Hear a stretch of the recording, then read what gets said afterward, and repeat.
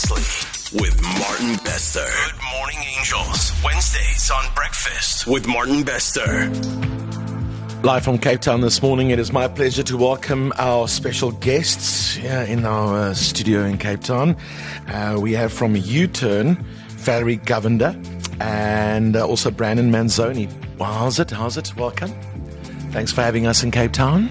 Welcome to our city, and wow, what a privilege to be on the show and being part of everything that's happening here in Cape Town with you guys. How long have you been here?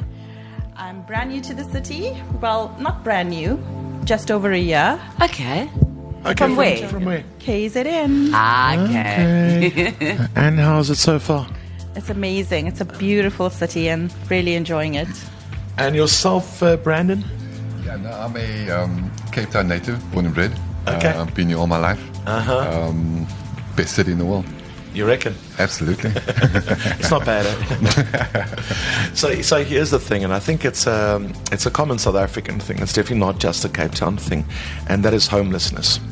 I think it's a reality that most South Africans have become used to seeing people, living on the street. At a traffic light, you will see people asking for assistance, but it's a sad reality, and it is a big problem, right? Absolutely. So the stats that we go with is 14,000 people here in the city of Cape Town homeless. Just here In Cape Town. And one of the things that's really, really touched me since joining U-Turn Homeless Ministries is a phrase that says, we're one paycheck away from being homeless. And if you really consider that, the reality and the impact that for anyone, one paycheck away from being homeless. And that's the thing. It's not always just people who have been homeless for a long time. It's people that end up on the street for whatever reason. And you see it. And I don't know why. I mean, the last time I was here, what was I here for? I was here for a concert. And I was walking along, and there's like a bridge, and then there's pedestrian area going under the bridge. You know where I'm talking about? It was a Greenpoint around there, and it struck me how many people were sleeping under that bridge. It's and you can tell they've made that their home. It's very, very striking. U-Turn. I think that's a great name, by the way. I mean, that says what you're doing right there. Tell me more about U-Turn. So yes, as the name suggests, it's a U-Turn. It's really an organization that exists because we believe that every single life is intrinsically valuable and nobody should have to live on the street. And that was the heart of the founder. In fact, she just made a practical response to people who are outside her home. And she decided she's not going to just stand by and let them just walk. She decided to respond with love and give them a meal, and that turned into a weekly thing. And now, almost 30 years later, here is U-Turn, continuing that mandate to be able to respond with love to people who are on the street. And the thing that makes U-Turn so unique is it's not just about a soup and a blanket. We want to empower and journey. Now, that's the part of it that really, really caught my attention. Tell me about the process. It's a 4-phased, unique approach. So it begins with interaction at our service center. And one of the things that's really important here is the My Change voucher. It's really a responsible giving tool. This is, so it's not just about handing out. It's more about empowering and giving people the dignity of choice to be able to make the decision to change. In fact, talking about My Change, currently our CEO is in the US at an awards where the My Change voucher has been shortlisted as a finalist across the world as a tool that is recognized to fight hunger and poverty. So there's nothing wrong, obviously, with assisting people who are in need and handing something out, but the My Change voucher, you got to earn it. Absolutely. So what happens is at the interactive sites of our service centers, usually people would purchase a My Change voucher and hand it over to someone who's homeless instead of giving just them money. Anybody. Yes, so if you interact with someone, instead of giving money, just use the voucher. Okay. That would then get them to one of our service centers, and the vouchers come in a pack of 4, Yeah. which allows them to have a meal, a shower, a change of clothing, and a safe space to sleep. How smart is that? That is very, very smart. But how can they? So there are two ways, as I understand it, to get a My Change voucher to someone in need, and that is to buy it for them. Yes. Can they also earn it, Brandon? Yes. Yeah, absolutely. At the service centers, they have what they call voucher earnings. So if they, so once the guys actually come to the service center, they get sent out on the streets to either, like clean up or pick up the dirt, or Can you believe it? just do some general community help out on the streets, and then they get to earn the vouchers, which brings a little bit of dignity back to the guys. Being useful. Yeah, absolutely. So, so they can, and then with that voucher, you can obviously then, get a safe space to sleep at night, get some clothes, warm meal, and a shower if the facility allows for it. I find that a lot of people use the word empowering because it's a very strong word and it's a bit of a buzzword as well. But this is really empowering because now you are making someone useful. Yeah. Also, and they feel like they're contributing and earning something. I think being part of the community, and I think the one biggest thing I've noticed for me personally is with the homeless community, there's a sense of invisibility. People look through them, past them, don't want to make eye contact with them. Yes. In this way, you are now literally becoming part of the community again, and people can see you, and you're being able to earn your way to get the stuff that everybody else has. Is U-Turn and this My Change voucher system, is it just a Cape Town thing? Well, we're hoping to roll it out currently in Gauteng as well. Hey. So it's not in Gauteng yet, but you're hoping to do it? No, it is in Gauteng. Okay. Yeah.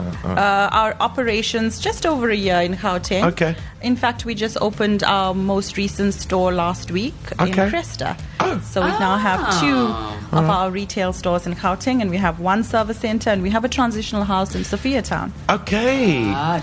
Just lastly, do you see it making an actual change? Oh, absolutely. And how? Well, it revolutionizes the way people envision homelessness. It then empowers people of choice, with the choice rather, to be able to change their lives. One of the things that really, really sticks out for me as part of this phased approach to homelessness is when you're in that place, you have the power to change in your hands. So you can earn a voucher and come back tomorrow. And you journey through that first phase to rehab, which is our second phase. And then we go to our third phase, which is work readiness. So we have 3 social enterprises as part of U-Turn, which allows the champs to work in these stores, getting the skills they need, equipping them with training. We also have full-time social workers and occupational therapists who really impact the journey. Incredible. Why is this project so close to your heart, Brandon? I come from lived experience. I mean, I was on substance abuse for about 25 years. Okay. So I come from that background. I was homeless for about 4 years. Really? Yeah. Here in Cape Town? In Cape Town, yeah. Living under bridges, sleeping on people's stoops in their backyard, in their garages, finding any place I can find to sleep. Exactly the place that you mentioned, under the bridge. Yes. I lived there as well. What? Yeah. So, yeah, I mean, I basically, like I said, I come from a 25-year addiction. I was a high-functioning addict at one stage. I mean, I had a really good job. Everything was going well. Pressures of work sort of got to me a bit. And then I also had some family trauma. And then you find an outlet for that. You try and find sort of an escape, and drugs became my escape. And then, just spiraled after that. It gets worse, and then you just lose yourself to the drugs. So you're a good person to ask, and I've always wondered, how do you end up there? How does a person end up from being a fully functional member of society, family and a job, to going to that? Well, I can only speak from my experience. Yeah. I would have to say it was just the amount of trauma that I suffered in my life, be it personal or even physical trauma. Okay. And how you really deal with that. And you don't want to deal with it. Exactly. You don't want to. You try and find an escape for that. Yeah. And in my case, drugs became that escape. Okay. And the more spirals. you just continue with that. I mean, there's no going up from drugs. I mean, you're just going to go down. Yeah. The spiral is a downward spiral. That's all that is. And I suppose the all-important question is, how does one get back out of that into society like yourself. Is there one day that you can remember? Is there one person that you can remember? Yeah. And I mean, this memory will be etched in my mind for probably for the rest of my life. I mean, I remember this one night I was laying on some random stoop. I mean, I was actually a friend of mine's stoop that I came to because I was at a low point where I wasn't even allowed. My family even had written me off. They basically written me off because I mean I'd stolen from them. I'd lied. I mean, I was just the worst, absolute worst person that you'd want to deal with. Yeah.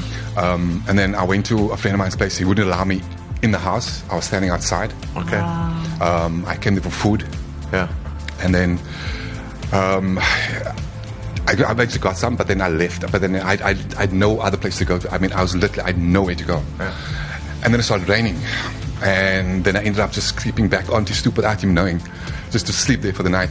And I promise you, I laid there, and then the morning I woke up and I actually called out to God, and I was like, what am I doing here? You know, like, why am I still here? And I decided, you know what, here and no further. Like, absolutely here and no further. I'm not going to do this, because I've got a daughter as well. Yeah. And I just thought, you know, I mean, is this what she's going to see her father as? You know? And then I just, I decided, you know, that's it for me. And then I found myself, I found myself going to the Ark at rehab. I got myself there. When I got there wasn't actually a place for me. Yeah. I actually slept outside for 2 days until they let me in. And then they eventually let me in, and I stayed there for about a year. And then through the Ark, I got to know about Uton. And then I got into their work readiness program. I went through their 3 phases. And it worked for you, absolutely. Brandon. It worked for you. How many years now? I'm clean for 2 years, 11 months, and 14 days. Yes, you are. Amazing. I think you do incredible work, honestly, and good luck with your work in Gauteng as well. I think it's something incredibly worthy, and you're making a difference. So to both of you, thank you for being on the show this morning. Valerie Gunda, as well as Brandon Manzoni. Thank you for sharing, Brandon. We want to give 50,000 towards this amazing project. Specifically for the efforts in the Western Cape, as well as Johannesburg. Keep doing what you're doing. Thank you for being there. And as Felicity pointed out, you know, being the voices for often the voiceless. Mm-hmm. Sometimes we often just see a face and a pair of hands. And thanks for being a voice. And keep it up, man. Good luck with your family. Thank you. Hey? Thank you. and all that. And keep up with the efforts. And enjoy Cape Town. Verlang jy al terug KZ into vir jou, okay? Are you? Baie dankie. You're with your morning family. Breakfast with Martin Bester.